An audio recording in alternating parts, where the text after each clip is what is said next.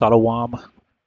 I want to begin first and foremost giving all praises to the Heavenly Father Yahweh and His only begotten Son Yahweh Shai, whom the world ignorantly calls Jehovah and Jesus. I want to give all praises in the ancient Hebrew tongue while facing the east. Call halal, la, Yahweh, Ba'ashem Yahweh Shai, Ba'ashem Rakah Kodash, Barakatah Yahweh, Barakatah Yahweh Shai, the water, Yahweh Ba'ashem Yahweh Shai, Ba'ashem Rakah Kodash. Double honors to the apostles, to the elders of Yasharala, Greatmillstone. Shalom to the 144,000. Shalom to the elect. My name is Micah Allah, and today I want to talk about earthquakes. All right, Isaiah 29, verse 6. Thou shalt be visited of Yahweh the Zabawat with thunder and with earthquake and great noise, with storm and tempest and the flame of devouring fire. All right, the Lord is ramping up these earthquakes. All right, check this out. Breaking news out of Asia, where a powerful 7.1 magnitude earthquake has killed nearly 100 people in the remote region of Tibet. According to Chinese state media, around 1,000 homes were damaged in the quake and over 100 people have been injured. A massive search and rescue operation is now underway to try to find survivors. Laura Bicker with our partners at BBC News is following the latest from Beijing. Obviously, we are several hours on from this earthquake now. It happened at 9 in the morning in that, as you say, remote mountainous area. And now we are beginning to see the impact of that 7.1 magnitude quake. We are seeing on CCTV, which is the Chinese state broadcaster, many people being taken from underneath the rubble. Now, it does seem that rescuers have managed to reach the area despite its distance from any major city.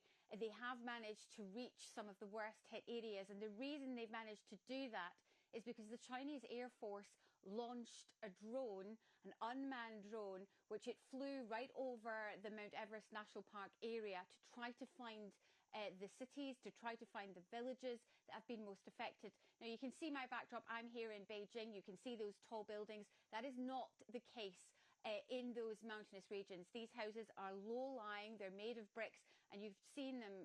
Certainly, we've seen footage coming in.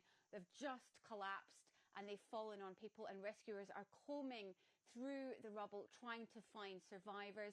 We've also seen many people, elderly, children, out on the street being treated by both the army, by the police, and by rescuers themselves. Now, hundreds of people, hundreds of rescuers have been dispatched. President Xi Jinping announced this morning that he issued instructions to ensure that civilian casualties are at a minimum, and that those who have lost their homes can be at least housed somewhere warm and somewhere dry for the time being. That is going to be a challenge, because just as getting rescuers in there is going to be very difficult, it's going to be really difficult to get any aid trucks into these mountainous regions.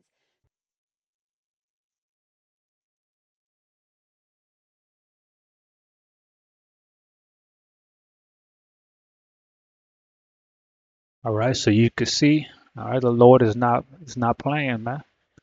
All right, First Thessalonians 5, verse 3.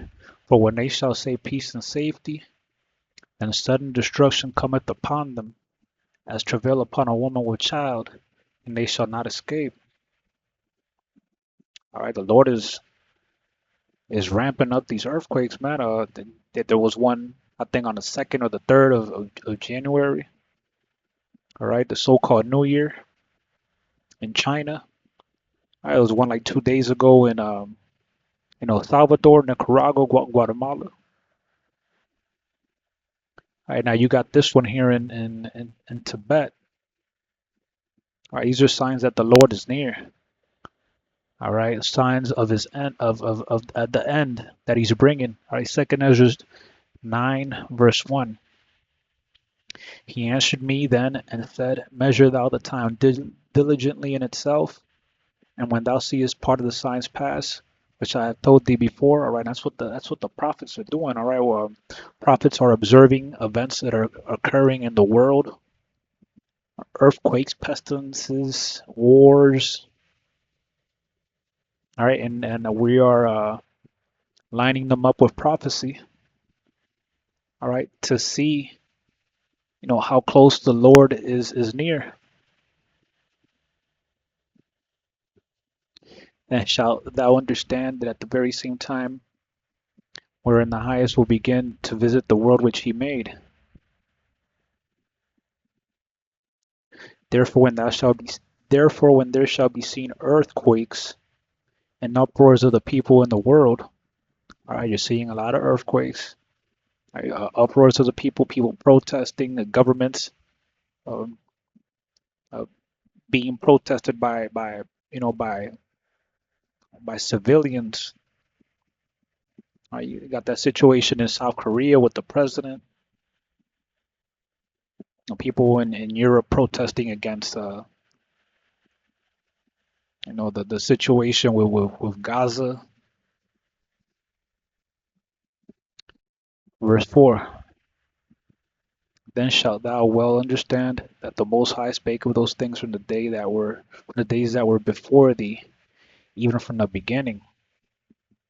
For like as all that is made in the world hath a beginning and an end, and the end is manifest, even so the times also the highest have plain beginnings in wonder and powerful works, and endings in effects and signs. All right, so you're seeing all these signs, which goes to show you that the Lord is very near. All right, Nahum, I'm going to end with this Nahum 1 verse 5. The mountains quake at him, and the hills melt, and the earth is burned at his presence. Yeah, the world and all that dwell therein.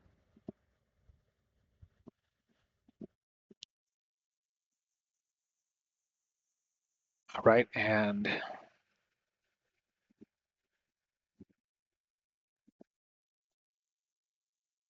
you know, if the earth is quaking,